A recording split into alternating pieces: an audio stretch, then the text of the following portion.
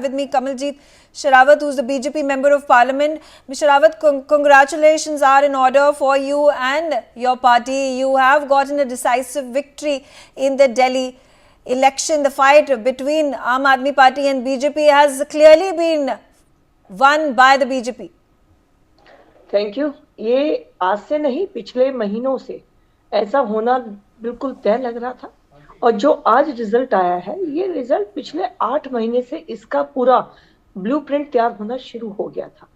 अगर आप 8 महीने पहले देखेंगे तो वो गर्मी का पीक था और गर्मी के पीक में पानी की इतनी बड़ी किल्लत, दिल्ली में पानी आ नहीं रहा था, गंदा आ रहा था, टैंकरों के ऊपर पानी के लिए लाइन लगी हुई थी और आपस में झगड़े हो रहे थे।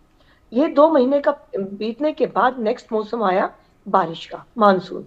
जब मानसून आई तो दिल्ली वालों ने ऐसी स्थिति देखी कि घर से बाहर निकलना उनके लिए नर्क के बराबर हो गया। दिल्ली में हर जगह जल भराव था और कितनी बड़ी दिल्ली की त्रासदी रही कि 60 से ज्यादा लोगों ने इस बार दिल्ली में करंट लगने की वजह से अपनी जान दे दी, क्योंकि पानी में करंट था। राजेंद्र नगर को भी लोग पचा नहीं पाए। उन 3 बच्चों की, जो कि यूपीएससी के एस्पिरेंट थे, उन 3 लोगों की जब बच्चों की जान जाती है, जो हमारे यंग यूथ थे, तो ये दिल्ली की जनता के लिए बहुत बड़ा एक सवाल था। फिर आया नवंबर दिसंबर, ग्रैब 3 ग्रैब 4 लगातार लागू रहा। बीच में छठ के त्योहार पर जरूरत पड़ी यमुना नदी की, तो उस समय यमुना में अमोनिया का लेवल इतना हाई था, बार बार अमोनिया का लेवल हाई होने से दिल्ली जल बोर्ड के जो एसटीपी काम करना बंद कर रहे थे। तो ये जो हालात पिछले 8 महीने से रहे, उसने दिल्ली की जनता को बहुत प्रताड़ित किया।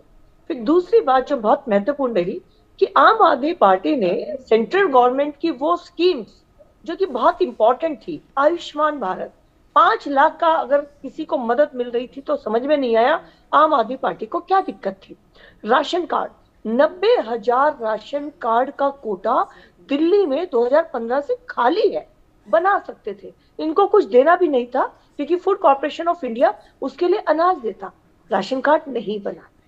पेंशन वृद्धों की मिलनी चाहिए थी, कोई भी नया फॉर्म नहीं भरा। तो ये जो 2 बातें हैं, साथ में आम आदमी पार्टी का जो एक करप्शन लोगों ने देखा वो एक्सट्रीम था, लोग उसको पचा नहीं पाए और इन सब का ये रिजल्ट है कि आज दिल्ली का जो मैंडेट भाजपा को मिला है मुख्यमंत्री बनाने के लिए, वो स्टेप बाय स्टेप आम आदमी पार्टी की फेलियर और केंद्र सरकार के ऊपर अपना विश्वास जनता ने दिखाया है। कमलजीत शेरावत जी, आप ये जो दिल्ली में बीजेपी की जीत हुई है, इसका श्रेय किसको देती हैं?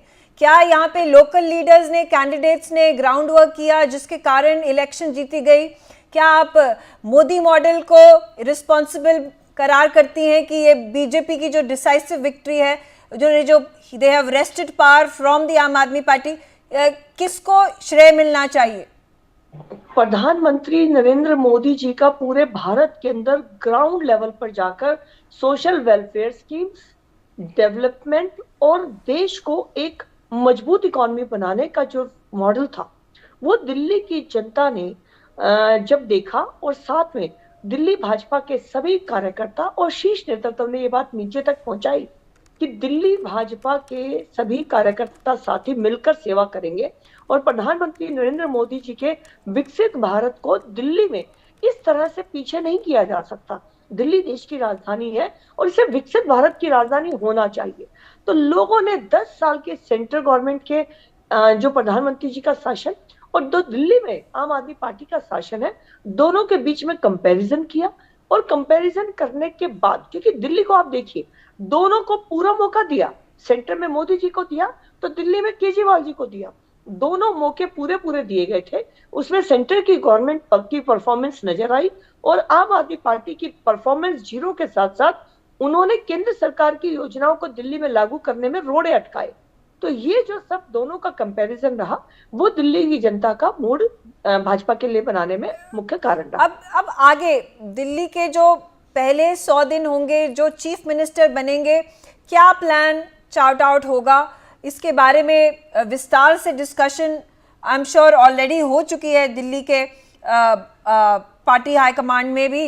और सबसे बड़ा क्वेश्चन, दिल्ली को फिस्कल डेफिसिट से फिस्कल सरप्लस टेरिटरी कैसे बनाया जाएगा?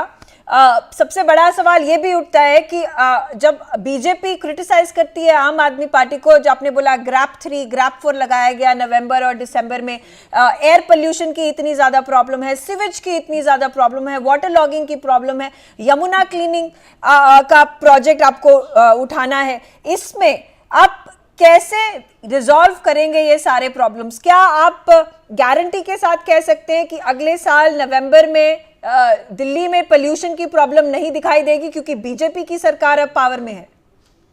इसमें दो बातें आपने पूछी। सबसे पहले आपने पूछा कि हमारी प्रायोरिटी क्या होगी।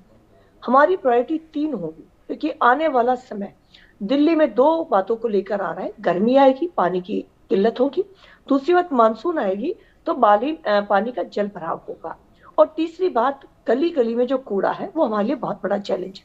तो अगले 6 महीने में, 3 महीने में जिसका काम शुरू करेंगे और 6 महीने में जिसका रिजल्ट आएगा, वो सबसे पहले दिल्ली की सफाई व्यवस्था को दुरुस्त करना, दिल्ली के जल बोर्ड की डीशिल्टिंग करना ताकि मानसून से बचे, और तीसरी बात, जो एसटीपी यमुना पे खराब पड़े हैं उनको ठीक करके जो पानी की लीकेज हो रही है दिल्ली में जगह जगह पर, उसको ठीक करना और टैंकरों की पर्याप्त व्यवस्था कर देना ताकि दिल्ली कम से कम 100 दिन के अंदर कूड़ा मुक्त हो।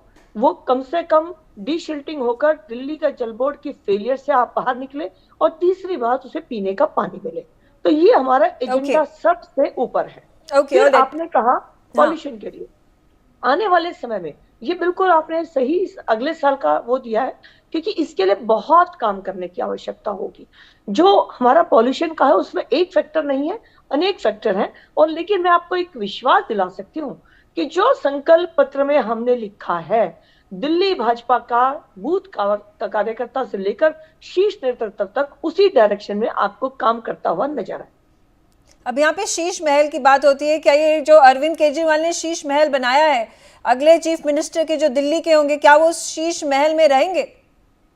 बिल्कुल नहीं रहेंगे। भारतीय जनता पार्टी के सभी कार्यकर्ता जमीन से जुड़े हुए वास्तव में है, वो जो कहते हैं वो करते हैं।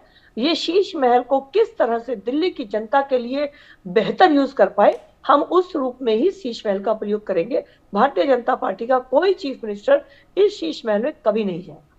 सबसे बड़ा प्रश्न इस समय उभर के आता है, दिल्ली के चीफ मिनिस्टर कौन होंगे?